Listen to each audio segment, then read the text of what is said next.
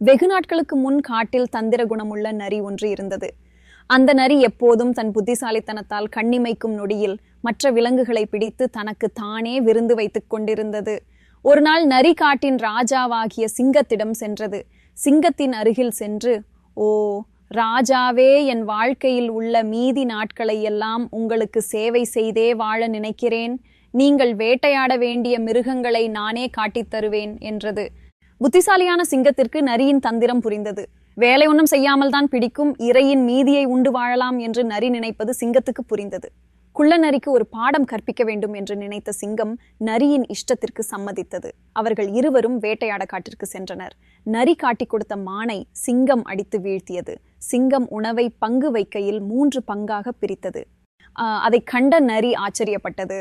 உடனே, "ஓ ராஜாவே, ஏன் நீங்கள் உணவை 3 பங்காக பிரித்துள்ளீர்?" என்று கேட்டது. அதற்கு சிங்கம் சிரித்து கொண்டே பதில் சொன்னது, "நான் காட்டின் ராஜாவானதால் முதல் பங்கு என்னுடையது. இந்த இரையை பிடித்ததும் நான் தான், அதனால் 2வது பங்கும் என்னுடையது. உடனே நரி 3வது பங்கு கிடைக்கும் என்று நினைத்தது. ஆனால் சிங்கம் சொன்னது, "நீ காட்டின் பிரஜை, அதனால் நீ இந்த காட்டின் ராஜாவாக எனக்கு வரி செலுத்த வேண்டும். எனவே அதற்கு இந்த 3வது பங்கும் என்னுடையதாக இருக்கும்" என்று சொன்னது. சிங்கம் தனக்கு ஒரு பாடம் கற்பித்து விட்டது என்று நரிக்கு புரிந்தது.